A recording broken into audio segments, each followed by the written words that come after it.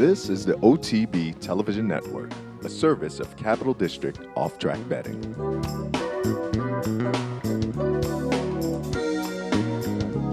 As they arrive at the top of the stretch in the Rico Woodbine Mile, and Johnny Velasquez gives the green light to Wise Dan, and his response is instantaneous. And Wise Dan has taken the lead, and they come to the final furlong. Za Approval in a full-out drive in second. Johnny hasn't moved on Wise Dan. Wise Dan, here he is, the titan of the turf, the sensational Wise Dan.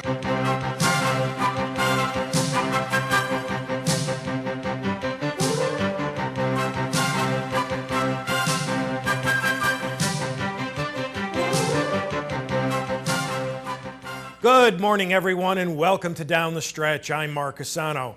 On this morning's show, a very brief look at the Keeneland yearling sales. Then we will welcome in four special guests, beginning with Mr. Ken McPeek, who will send out a pair in the Kentucky Turf Cup, headlined by War Dancer. Mr. Wayne Catalano, who will be saddling Aurelia's Bell for the Pucker Up at Arlington, will be next. First-timer Ashlee Brnjas, whose fascinating 2-year-old filly Reserved will be contesting the Natalma later today at Woodbine. And finally, Mr. Malcolm Pierce, who has a very busy stakes weekend in front of him north of the border. We'll take a look at four stakes from the week past to the internal break. So all of that and much, much more if you stay with us for this, our September 13th edition of the program, which is being sponsored by Parting Glass Racing, Saratoga's original racing partnership. Visit them on the web at partingglassracing.com.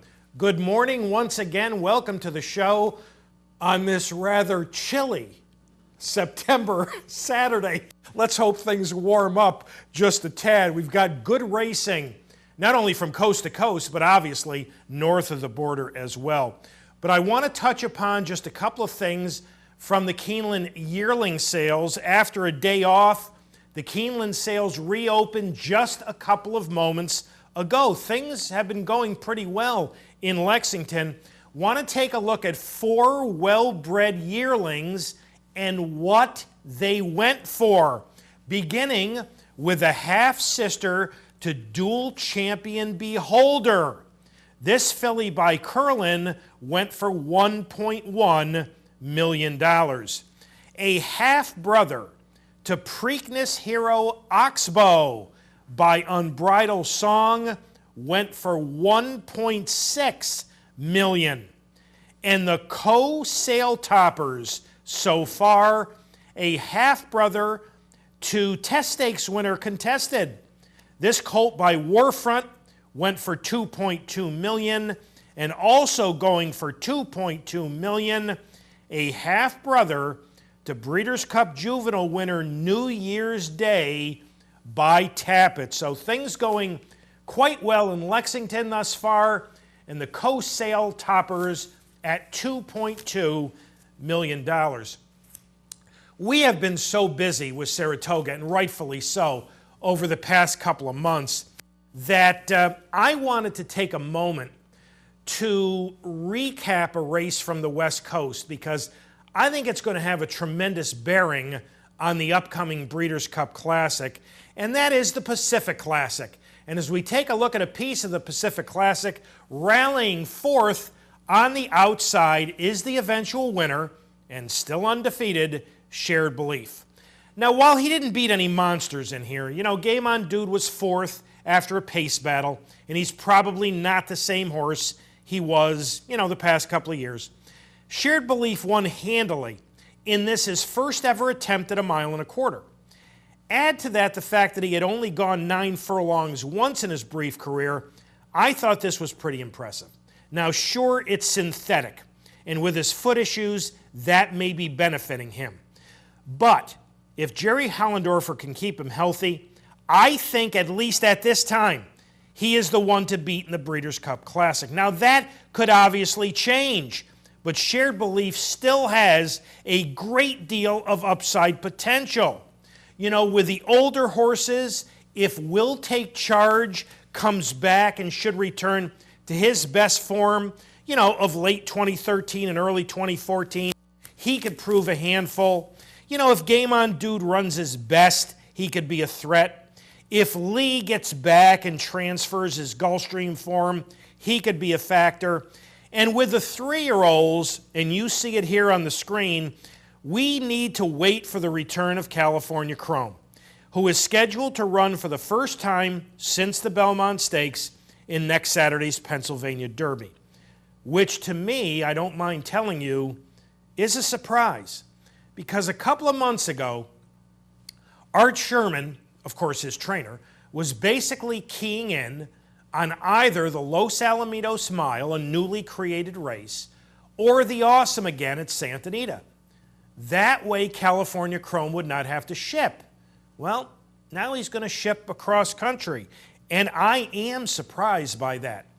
We've got the other 3-year-olds, Toneless and Wicked Strong and V.E. Day from the Travers, and they're all very, very nice 3-year-olds. But it is my firm belief that at least at this point, on September 13th, at approximately 10:08 in the morning, Shared Belief is strictly the one to beat in the Breeders' Cup Classic.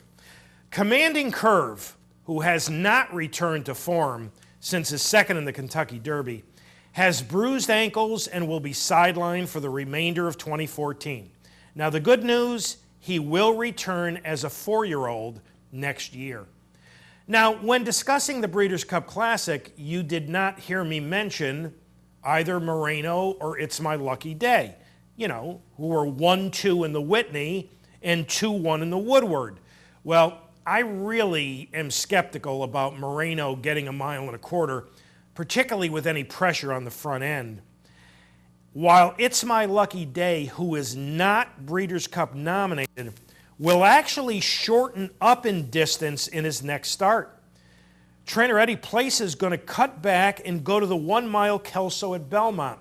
What that tells me is Eddie's probably looking at the Cigar Mile at the end of the year, and if they go in a Breeders' Cup race, it's likely to be the Breeders' Cup Dirt Mile. But again, It's My Lucky Day is not nominated for the Breeders' Cup. So, we had our 2 premier older horse races at Saratoga, which are about as close to one in the same race as you can get. They're both 1 mile and 1/8 on dirt. One's called the Whitney, one's called the Woodward, but they're basically the same race.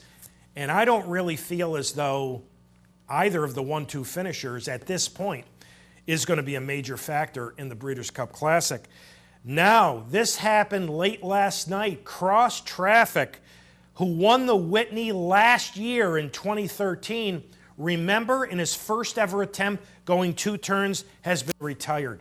He was brilliant when at his best, but if I'm not mistaken, his entire career encompassed all of 6 starts.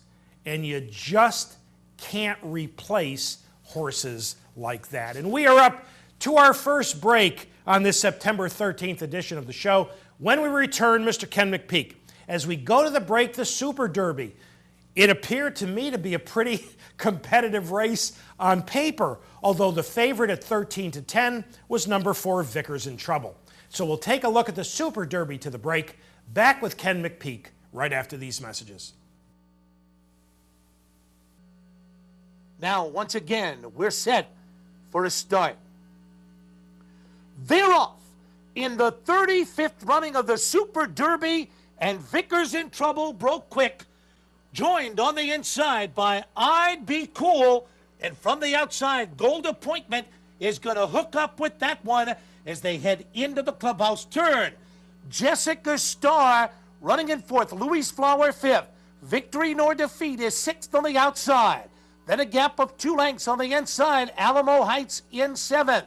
Towards the outside, Announcement is now in 8th. Between horses, East Hall is 9th. Then a gap of about 6 lengths on the outside, Louisiana Flyboy. And Declan's Fast Cat is at the back of the pack. The opening quarter in 23-1.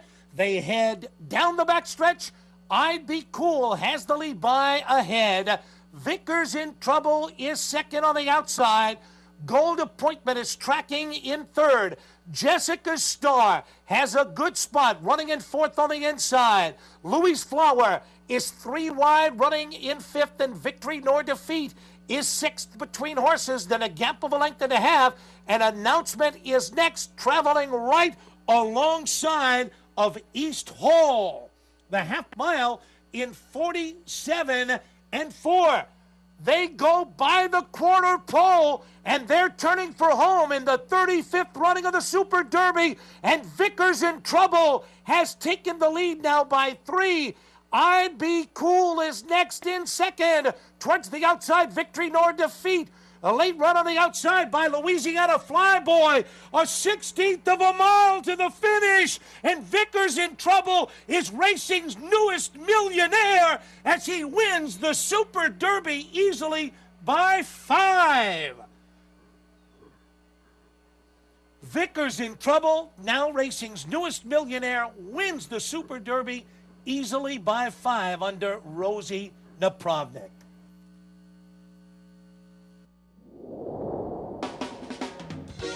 This is the OTB Television Network, a service of Capital District Off-Track Betting.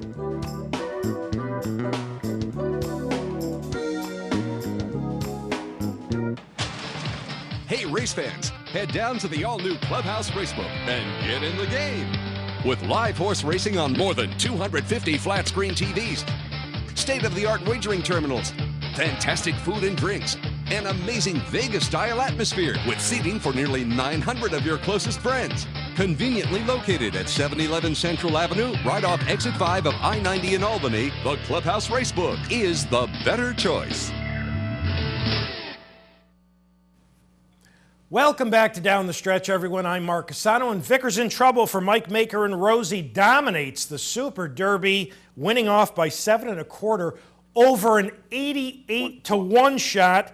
Declan's Fast Cat with Victory Nor Defeat finishing third. Our first guest this morning will be sending out the highly consistent turf runner War Dancer as one of his 2 in this afternoon's rich Kentucky Turf Cup. We welcome back to Down the Stretch Mr. Ken McPeek. Kenny, Mark Casano, welcoming you back to the show.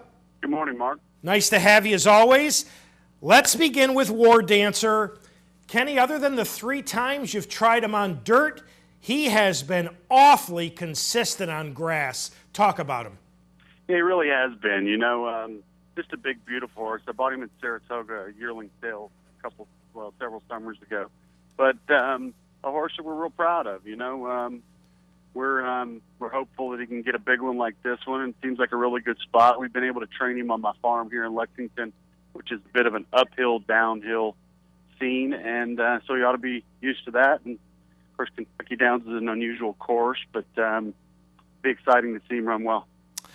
We're about to take a look at a piece of his last start. Kenny, the Sword Dancer, right here at Saratoga, coming under the finish line the first time. For our audience, War Dancer is number 6. He is currently in 4th. Kenny, I thought he ran pretty well in here. I think this group might have been just a little too tough for him.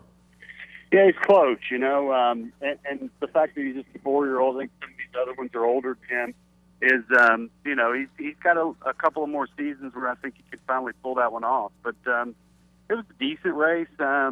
Obviously, you want to win, but we know he's in that realm.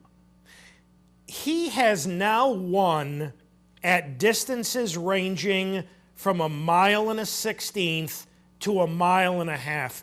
Kenny, that's pretty good stuff. You don't see that with every grass horse. Well, he is pretty versatile, although when we've run him 1 1/16 or even 1 1/8, it's been what I call kind of problematic. You know, he's had some rough trips that we were, you know, thinking that maybe he was going to get through, and even Jamaica was a race that we thought he could or should have won, and he had a horrendous trip, got boxed in and checked the whole way, and it seems as he can get himself in a little better position the further he goes. So I think 1.25 miles, 1.5 miles is ideal for him. Well, I think you picked an awfully good spot this afternoon, because one of the things is, as we watch the Sword Dancer stretch run, This was a grade 1 at Saratoga worth $500,000. Today's grade 3 Kentucky Turf Cup, where the field isn't nearly as strong, is $600,000. That's not too shabby. It's a result of instant racing. You know, instant racing they've installed down there at Kentucky Downs has been a big boon to the purse structure, and you know, they're getting a lot of people coming in from Nashville, Tennessee, and they play those. So it's good for horsemen. Kenny, you also run Olympic Thunder in this afternoon's Turf Cup. He hasn't been able to win in this country yet, but his best effort to date was a bang-up second in this race last year. Talk about him. This horse has frustrated us a little bit. You know, he kind of knocks on the door. He's always within, you know, a couple, 3 lengths. He never runs bad, but he doesn't win. And his race last year, like you said, was, you know, his best race here in the U.S., and he was a champion down there in Brazil. But he's still, you know, an outside chance, and you know, he's going to need a really good trip. And is he of the quality of a War Dancer? You know, I can't say that right now, but weirder things have happened, especially over that course down there. Kenny, I want to talk about a couple of your recent winners here in New York. Closing day at Saratoga, CJ's Awesome ran the race of his career in an entry-level allowance, here going wire to wire. Tell us a little about CJ's Awesome. This is a horse with so much raw talent, it scares us. He has been probably the worst gate horse I've ever had in my career. As a 2-year-old, we literally could not get him to leave the gate, and we spent months and months and months trying to get him to come out, and he would not come out. And then we had to work with him. We actually sent him to a farm for a period. We got him coming out, but we had to put full cup blinkers on the horse, and then when we ran him in full cup blinkers, if you'll look at his form, his first few races, actually I think it's the first 4 races he ran in blinkers, and we gradually cut him back to the point where he would come out without them. And then once he came out of the gate without them, he's won 2 out of his last 3 because he wouldn't rate with the blinkers on. He was, you know, the problem was that he would burn himself out early. But now that he's learned to rate, he's a real force, and I think we're actually planning on the Pennsylvania Derby with him in his next start. And I raised him on my farm. I'm really proud of that. I bought his mother, I trained his mother, I made the mating, I raised him on my farm in Lexington, and he is physically, I mean, could be a real surprise before the end of the year. Wow, so next Saturday, it's CJ's Awesome against California Chrome? Yes, sir. All right, that's pretty exciting. Kenny, from closing day at Saratoga to opening day at Belmont, and Golden Ticket coming from last to win the Left Bank Stakes. Now, he got a quick pace this day and circled the field. Talk to us about Golden Ticket.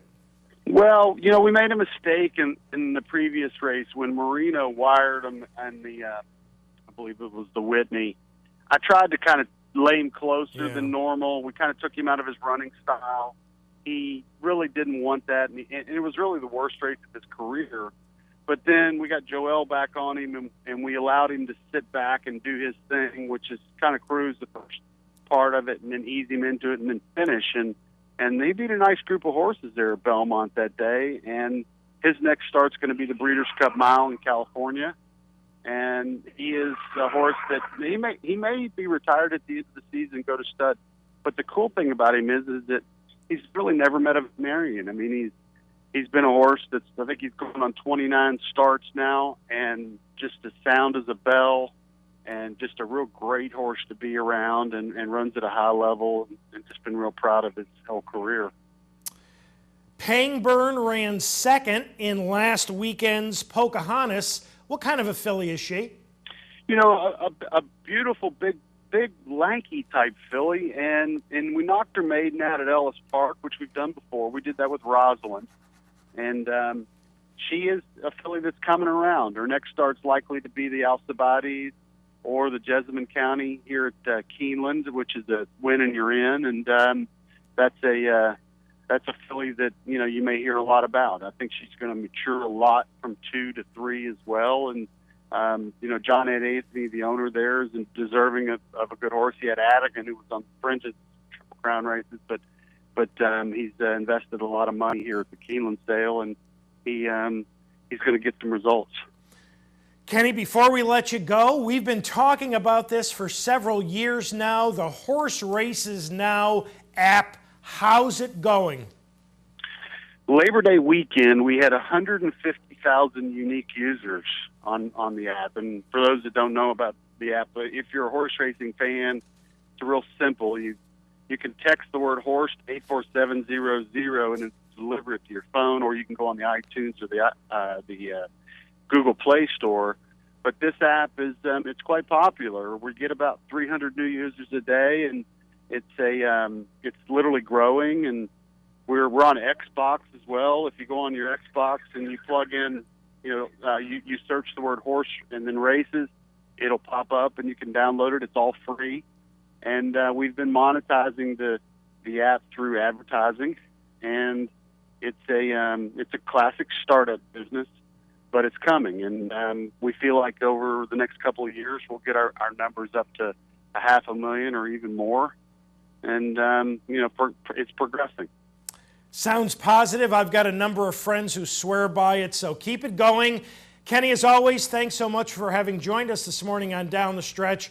All the best later this afternoon in Kentucky with War Dancer and Olympic Thunder, and all the best next Saturday with CJ's Awesome. Anybody needs me at the yearling sale, this is what I do. Oh, thanks, Kenny. Okay. Take care. Ken McPeek, ladies and gentlemen, and we are up to our next break. When we return, Mr. Wayne Catalano from Chicago. As we go to the break, the Iroquois at Churchill.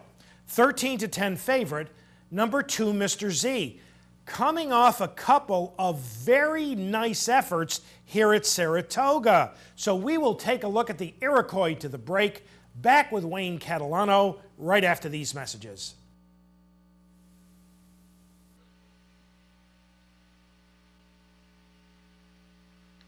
They're off in the Iroquois.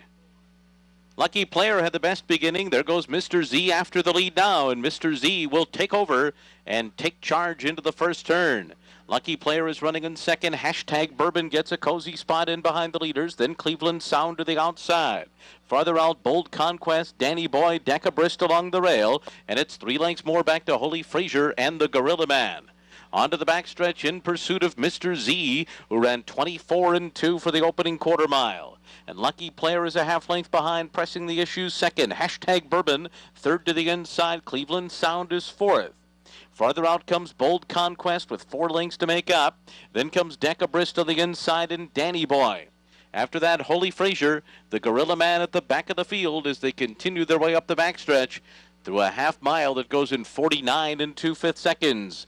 Mr. Z and Corey Lannery have a half mile to go and a half-length lead on Lucky Player. Hashtag Bourbon waiting for running room in behind them. Cleveland Sound keeps Hashtag Bourbon pinned in for now. Then Bold Conquest on the outside. Danny Boy's got 3.5 lengths to make up, and the others need to get moving. Mr. Z is the leader. Lucky Player right up alongside in second. Nowhere to go yet for a Hashtag Bourbon. Cleveland Sound's in a tight spot too, and on the outside is Bold Conquest. They're into the stretch, and now Lucky Player has taken the lead. Lucky Player in front.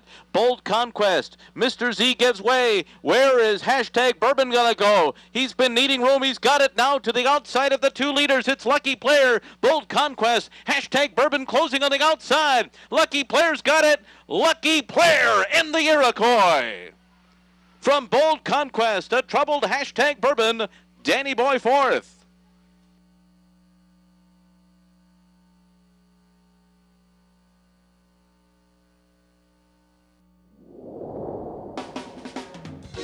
This is the OTB Television Network, a service of Capital District Off-Track Betting.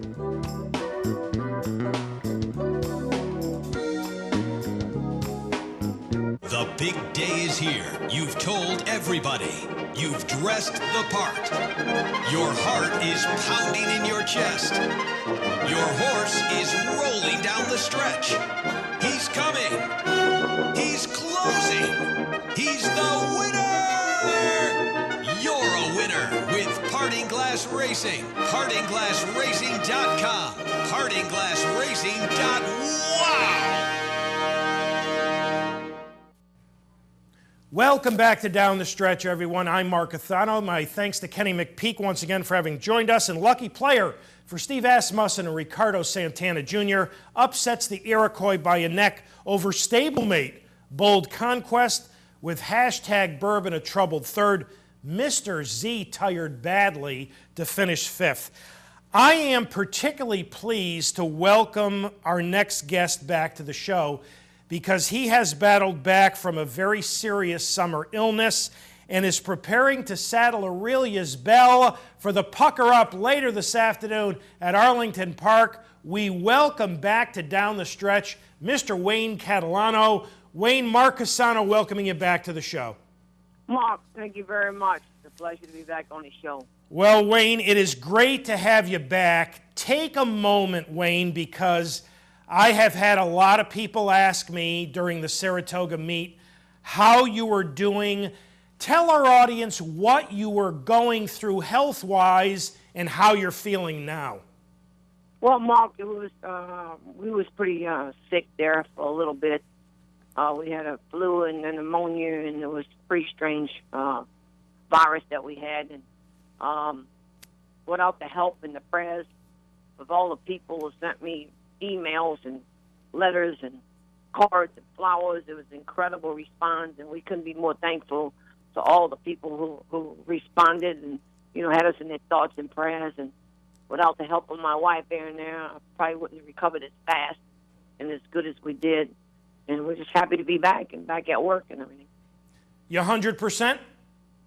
We about, I say 90. We're getting stronger every day. Well, that's wonderful. I'd like to tell the audience I saw Wayne on closing day at Saratoga in the paddock. I thought you looked terrific. So you're well on your way to getting to back to 100%, and we're thrilled about that. Now, let's talk about Aurelia's Bell. And we're about to take a look at a piece of her only turf race to date, the June 14th Regret at Churchill. Now, as we pick it up, Aurelia's Bell for our audience, number 6 in the blue and white silks with the white blinkers railing on the outside. Wayne, talk about this effort, if you would.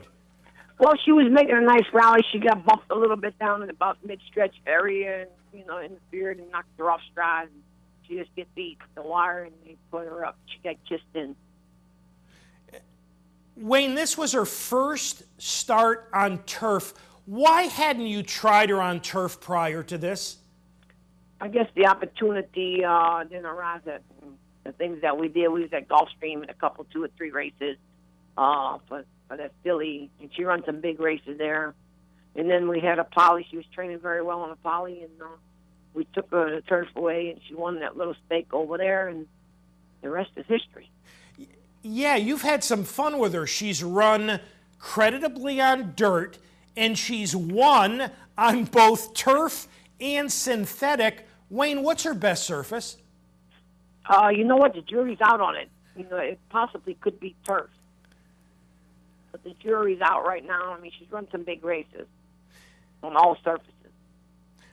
Wayne, take a moment to describe her for our audience. What she looked like physically and what she like mentally. She's a very nice little filly. She's not real big, but she's put together real well. In her attitude, she's a racehorse all the way. She's not really that tough to deal with. She's pretty mild-mannered, but she's still got a little racehorse streak in her at times. Well, here's her last start. This coming on synthetic, it's the Arlington Oaks. For our audience, Aurelia's Bell, number 9, third on the outside as we pick it up. Wayne, she's going to go on to beat Stellaris, who she faces again today. Talk about this effort in the Arlington Oaks. We thought it was a very nice effort there. She moved up, and, you know, she opened up 3 or 4 lengths and, you know, hung on but 3/4 of a length to win the race. Was a fast closing Stellar there. So it'd be a nice race. we don't know what's going to happen today. The turf is very, very soft, and they trying to figure out if they'll keep it on the turf or not. So we'll see how the day goes and how it dries out, and they'll make a decision. And I would guess that you probably wouldn't mind it a whole lot if it came off the grass to the synthetic. No, that's correct. I mean, we can run on either surface. You always like to have a nice, fast turf course. Everybody has an ego shake at it, but unfortunately, a lot of rain here, and it's a very, very soft turf course. Whether it's safe or not to stay on or not, that's going to be the management's call. How about, would you consider scratching, or if you feel the turf is too soft? We probably won't scratch, but when Mr. Jim gets here and they make the call, we'll probably see what our options are. But it looks like we'll probably run. Wayne, before we let you go, I want to get an update from you on a couple of your other 3-year-olds, beginning with, I always have trouble pronouncing this name. It's Irish Ewell, the winner of the Long Branch and 4th in the Haskell. What's going on with him? Irish Ewell. Irish Ewell is on the shelf right now recuperating. We took a little chip out of the ankle. No big deal. He'll be back in action. But I thought in the Haskell, he got back way too far. I don't know why he got himself out of the race. And then rally to be 4th in that kind of race from way back where he was at. It was a very good effort from him. We're very proud of his accomplishments and the way he progressed and coming to each and every race better and stronger. How long will he likely be sidelined, Wayne? He'll be out a couple of months probably before he gets back. I'm not sure. I don't have the report in front of me, but it shouldn't be that long. But he'll campaign his 4-year-old year. Good. And your nice 3-year-old grass filly Room Service, who won the American Oaks, unfortunately, she was 7th in that slow-paced Belmont Oaks. What's going on with Room Service? Yeah, she didn't like that soft surface, and she's just freshening up right now. We're dealing with a little splint, but no big deal, and she'll get freshened up. And, the return date is on hold. Well, Wayne, we were very, very pleased to have you back on the show this morning. Glad to hear that you're feeling well and getting better every day. So thanks for having joined us this morning on Down the Stretch, and all the best with Aurelius Bell later this afternoon. Thank you very much, Mark. And I can't say enough to all the people who reached out and prayed for me and sent all their texts and to go out and buy cards and do all that stuff. And as busy as everybody is in this world today is unbelievable. And it's a great feeling to have so many responses, so many prayers. And I can't thank everybody enough. Well, that's wonderful. And again, glad to hear you're on the road to recovery. All the best, and we'll talk to you again very soon. Thanks, Mark. Appreciate it. Thank you, Wayne. Wayne Catalano, ladies and gentlemen. And we are up to our next break. When we return, Miss Ashlee Brnjas will join us from north of the border. As we go to this break, the Pocahontas. 2-year-old fillies at Churchill, 3-2 favorite. Number 8, Take Charge Brandy. So we'll take a look at the Pocahontas to the break. Back with Ashlee Brnjas right after these messages.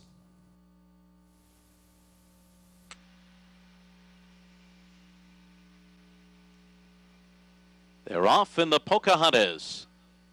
Christina's Journey has a sharp start, and True to You on the far outside fires out fast. Take Charge Brandy between those two. These 3 lead them into the first turn. Frolic to the Wire and Rachel's Ready in behind them.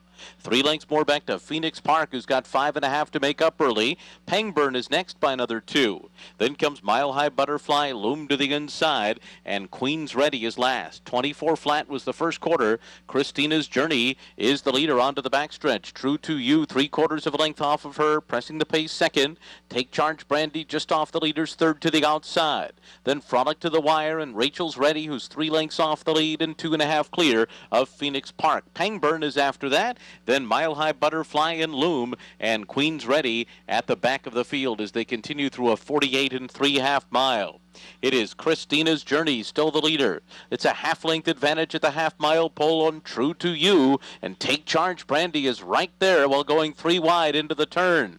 Now these three kick on from Frolic to the wire, who's under a ride. Rachel's Ready is next. Mile High Butterfly is in the midst of her run. She's got 6 lengths to make up and goes with Pangburn. Loom is getting loose on the far outside and starting to pick off horses as they come toward the top of the stretch. Christina's Journey off the turn in front. Take Charge Brandy, Mile High Butterfly on the outside, and Loom behind them. Into the final furlong. It is Christina's Journey in front. Mile High Butterfly, Take Charge Brandy is next. Then Loom, and Pangburn is closing in too. And she's closing strongly into second, but Christina's Journey has a large lead as they come down to the wire. Christina's Journey has won the Pocahontas over Pangburn. Then Mile High Butterfly and Loom fourth.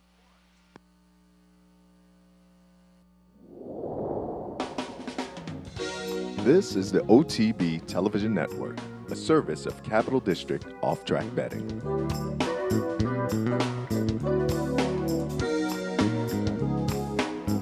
Each morning on the OTB TV network, you get the very best in horse racing programming. Weekdays begin with the Handicappers Report, where professional handicappers share their selections and analysis of the day's racing. Followed by Racing Across America, a daily conversation with racing personalities from around the country.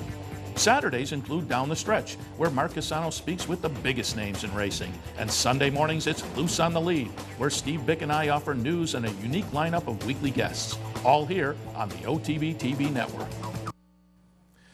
Welcome back to Down the Stretch, everyone. I'm Mark Casano. My thanks to Wayne Catalano once again for having joined us in Christina's Journey. Dale Romans, Miguel Mena, wire to wire by 2 1/4 to win the Pocahontas over Pangburn. Our next guest is a first-timer to the show. And this afternoon at Woodbine, she will be sending out a fascinating 2-year-old filly by the name of Reserved in the grassy Natalma Stakes. We welcome live via telephone from north of the border, Miss Ashlee Brnjas. Ashlee, Mark Casano welcoming you to Down the Stretch. Well, thank you. It's a pleasure to be here. Well, it's very nice to have you. Now, Ashlee, as a rookie to the show, please tell the audience a little bit about yourself, if you would. Well, I train privately for my father, John Brnjas. We have about, in any given year, between 70 and 100 horses in training. I spent the better part of my life doing hunters and jumpers and show jumpers, and then it was sort of decided that I would make the transition into racehorses, where I took over the reins and started training thoroughbreds. And I've been at it ever since with an outfit of about 50 to 60 in training, and we usually have we're about to break 35, 40 babies or so. How long have you been involved with the thoroughbreds? Since about 2000, the end of 2006 into 2007, I got my license. So I'm a rookie as it speaks, but we train a lot of horses, so I kind of get a good running shot at getting experience in that direction, I guess. All right, that's wonderful. Well, we are going to talk about your 2-year-old filly Reserve this morning, and we're about to take a look at her debut off the turf to the synthetic. For our audience, number 3. Pay close attention to number 3. Watch what happens. A little trouble at the break. Shortly after the break. Now she's going to just miss to fellow Natalma entrant Don't Leave Me in here. Ashlee, talk about this debut, if you would. It was a little, the biggest problem that we found so far, Justin, like all of us, she's a runner, obviously, but she's very green. I mean, more so you can tell in her second start when she won, when she got up on the turf, and she runs. She's just very, very green about it. So her first trip was a little bit troubled, and her second trip definitely, when she was jumping shadows and all over the place, but, she runs. So Justin was super happy with her. She's obviously, we feel better on the turf, but, she runs. She was my fan favorite when I had her in Florida, for sure. I almost lost her to the sale, to be totally honest. Well, it's a good thing you didn't lose her. Now, this was... No, I made the mistake of telling him I thought that she was a very legit filly and very, a very nice horse to have in the shed. And he said, well, do you think we should maybe think about putting her in the sale? And then I regretted telling him how nice I thought she was. Now, this was supposed to be on turf. In her early training, Was she telling you right along that she was going to be a turf filly? I started from the get-go as soon as Woodbine permits the 2-year-olds up on the turf. I have 2 kittens, Joys, and I just started putting, just based on pedigree, and she worked fantastic up on the turf. So, yeah, I just went based on, I mean, she's out of a Rahi mare, so it was just turf. So I just went with what I knew. And, yeah, but that being said, she's a pretty game little thing. She kind of runs on anything, to be totally honest. I think if I put her on the highway, she'd probably run on that as well. Well, after that debut, you wheeled her back in just 14 days for Which was something I wasn't super comfortable with a 2-year-old. But she came back, and she was bouncing in the shed, and she was eating great. And I obviously, showed her to the vet a million times to make sure, and she seemed like she could handle it. So I'm not a huge fan of wheeling 2-year-olds back that quickly either, but it presented itself, and off we went. Well, we're about to take a look at it. For our audience, Reserved is number 1. Now remember, folks, this is 7/8 on turf. This is her grass debut. Ashlee, she broke much, much better in here. Now, talk a little bit about the greenness situation in her second start. Oh, well, Justin said that once she just broke free and kind of got, loose of the other horses, she was jumping shadows, and she was still running. She was just kind of all over the place. I think she kind of missed her friends and didn't know quite, what to do. She's a 2-year-old. She's just learning. I don't personally feel, depending on how she handles the yielding chart today, because it's obviously it's pouring rain here. Oh. I think that there's a lot more to this filly than I think she's going to be a very, very nice filly. She's very classy. She's very game. I think the greenness is just something that comes, with being a 2-year-old. Now, Justin Stein rode her in both her races. Did he say anything to you about, her action is different on turf versus synthetic, or she's better on turf? What did he have to say to you? After his last start, we said, "What do you think?" And he said, "She's a freak." that was pretty much it. We didn't get much more than that. I think she's better on turf, but I think she's probably just as good as on synthetic. That you have those horses in the barn, they just run. She just runs. She's just a good-natured filly that way. Now, you've had 4 weeks since that maiden victory. How's she doing? How's she been working? How's she coming up to the Natalma?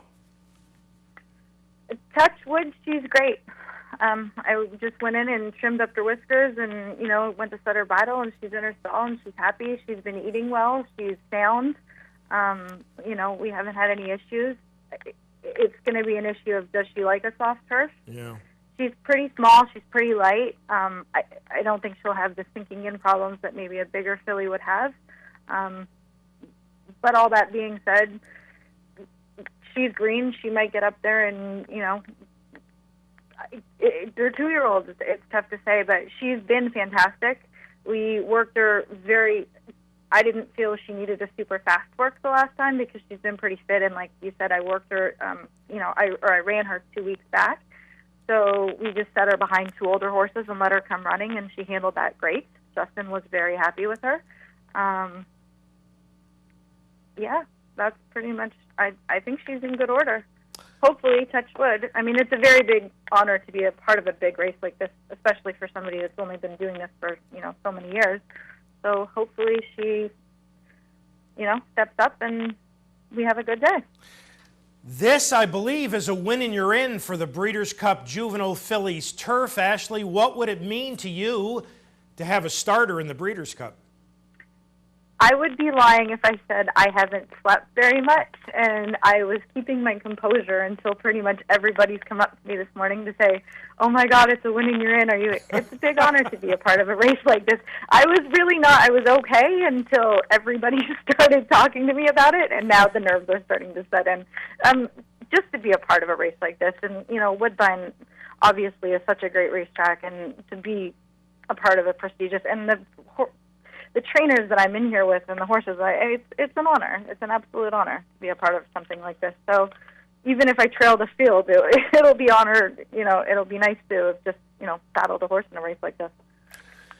Well, Ashlee, first of all, congratulations. We're really looking forward to seeing Reserved later this afternoon.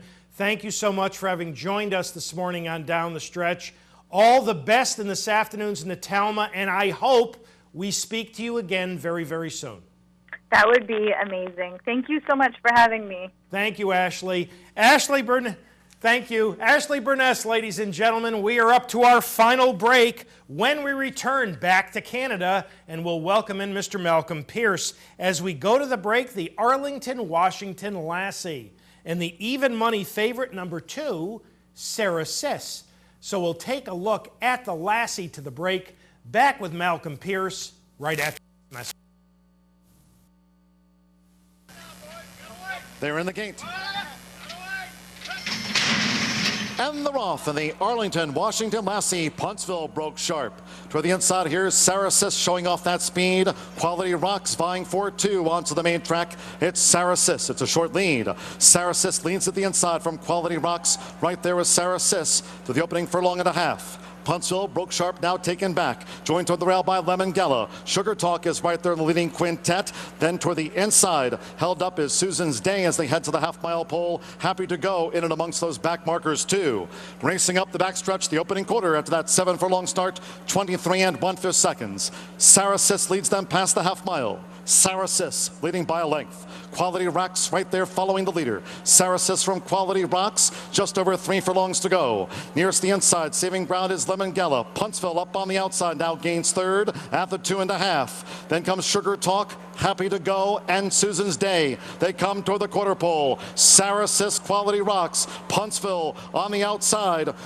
Then cutting the corner toward the inside as they straighten away for home now. Lemon Gala, the half-mile, 47 1/5 seconds. Fan wide was Happy to Go. They're in the final furlong, and here's Quality Rocks now putting her best foot forward in the Arlington, Washington Lassie. Sarah Sis is second, then Happy to Go into third from Puntsville. It's Quality Rocks and Rosemary Homeister Jr. Quality Rocks pulled away to win by 3.5. Sarah Sis was second, Happy to Go third, Puntsville finished fourth. Susan's Day was fifth, then Lemon Gala, and Sugar Talk was last to finish.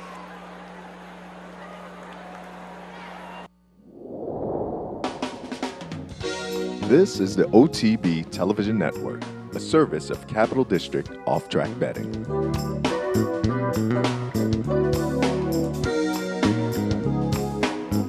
Missed one of our TV shows? No worries. Now you can catch all your favorite programs online. Simply log on to CapitalOTB.com and click on the YouTube link at the bottom of the homepage. And look for our new podcast coming soon. CapitalOTB.com. Log on today.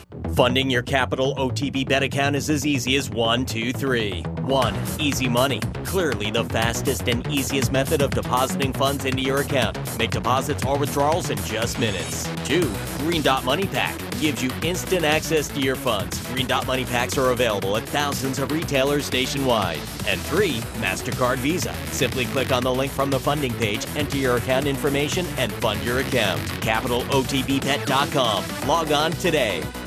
Face it, most horse racing websites are just too much clutter, too much to navigate through. Next time, log on to CapitalOTB.com. Our newly designed website is easier than ever to use, with all the information the professional horse player needs. CapitalOTB.com. Welcome back to Down the Stretch, everyone. I'm Mark Asano. My thanks to Ashlee Brnjas once again for having joined us. In Quality Rocks, William Helmbrecht and Rosemary Homeister Jr. by 3.5 over Sarah Sis to win the Arlington, Washington Lassie. Quality Rocks, as I understand it, has been shipped to New York, and she will now be trained by Hall of Famer Bill Mott. Our final guest this morning has a very busy stakes weekend in front of him at Woodbine, and I read where he happens to be the leading trainer at Woodbine in graded stakes victories this season. We welcome in from Toronto, Mr. Malcolm Pierce. Malcolm, Mark Casano welcoming you back to Down the Stretch. Well, thank you. Thanks for having me. Malcolm, let's begin with Don't Leave Me, your 2-year-old filly for the Natalma, as we take a look at her piece of her debut. And for our audience, she's number 4, 4th on the fence as we pick it up. Talk about this effort, if you would.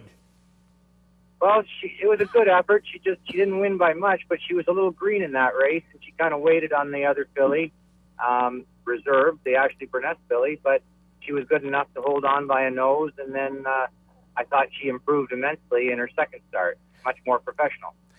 Now, Malcolm, this was supposed to be a turf race. What type of impact do you think it had on her that it was switched to the synthetic?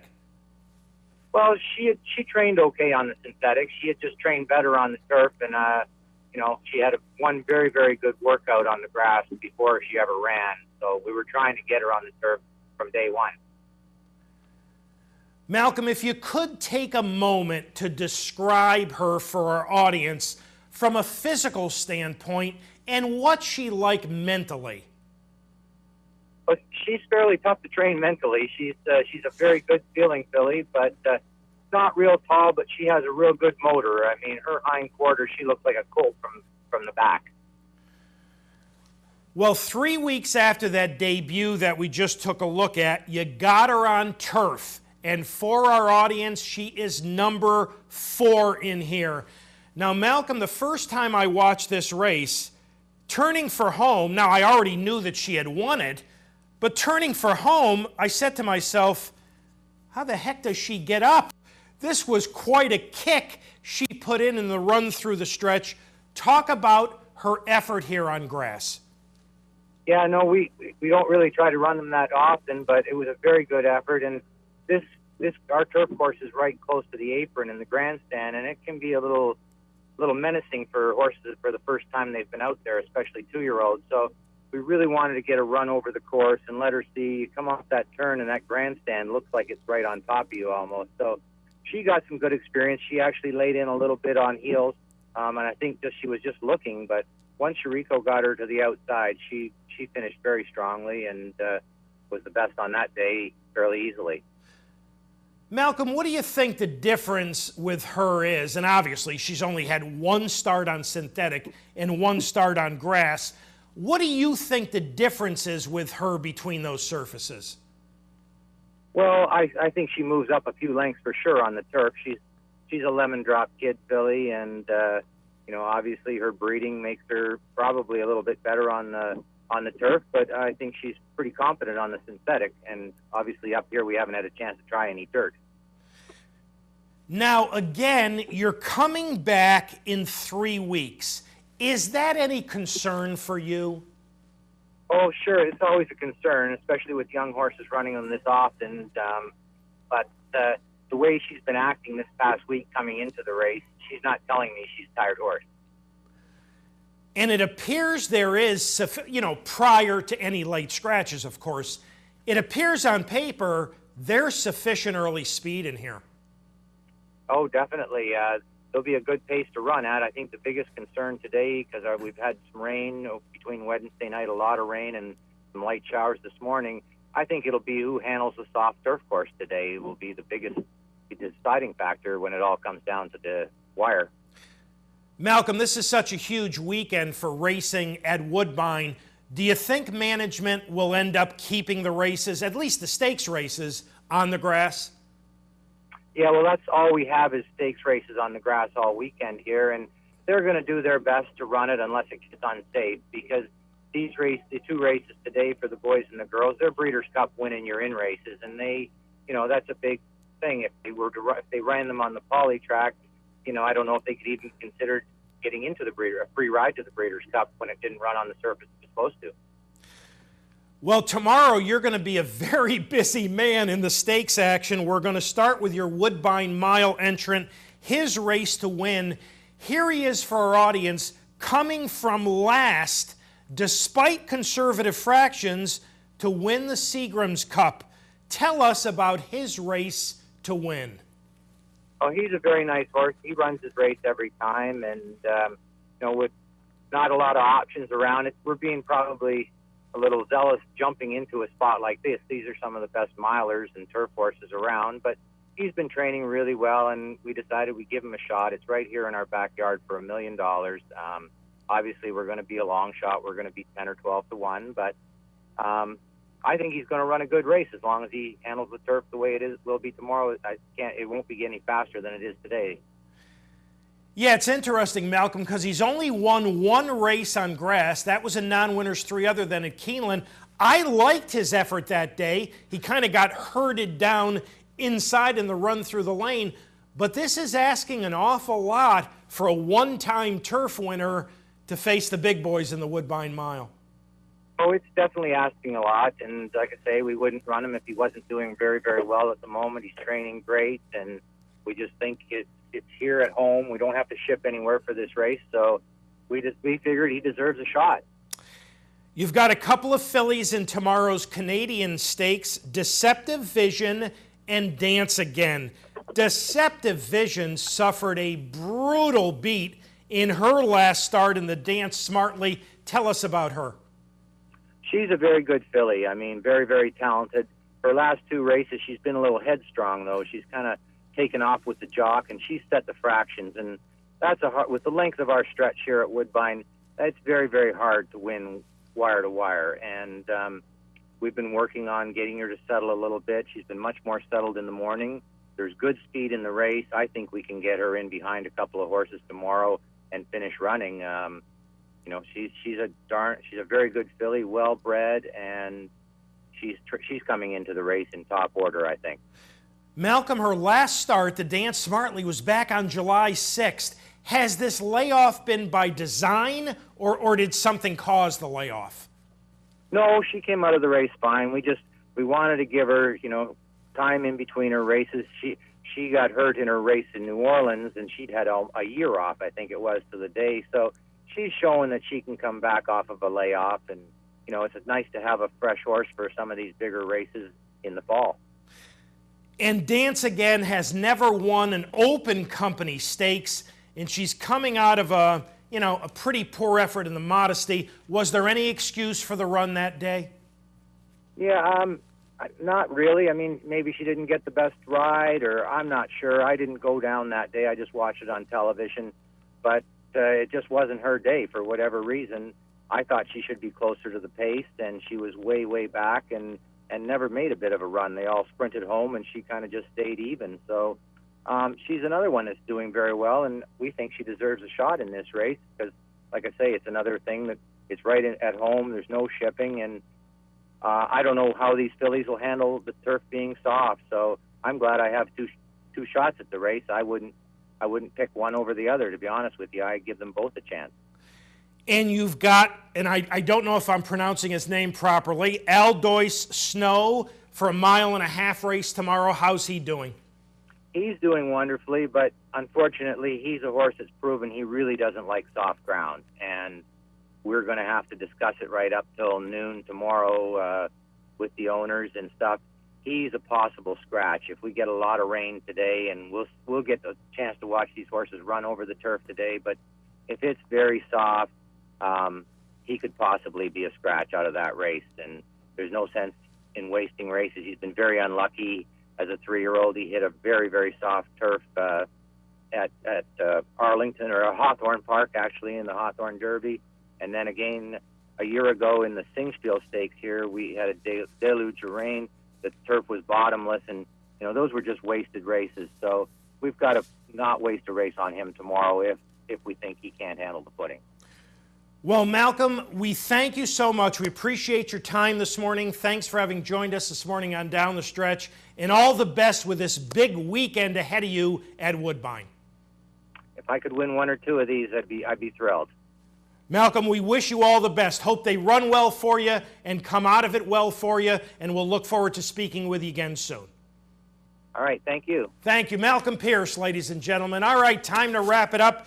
Time to thank all the folks who helped get this week's show on the air here at the studios at the Clubhouse Racebook in Albany. Our associate producer, Julie Hoxie, and Mick Richards. Back in the control room in Schenectady, our regular director, Pat Peretta, directed, Pete Persico on audio. Thanks to this morning's guests, Kenny McPeek, Wayne Catalano, Ashlee Brnjas, and Malcolm Pierce, and thanks to our sponsor, Parting Glass Racing, Saratoga's original racing partnership. Visit them on the web at partingglassracing.com. Ladies and gentlemen, as always, thank you so very much for having joined us this morning on Down the Stretch. Enjoy your weekend. Have a wonderful upcoming week. And from all of us here at Down the Stretch, we'll see you next week.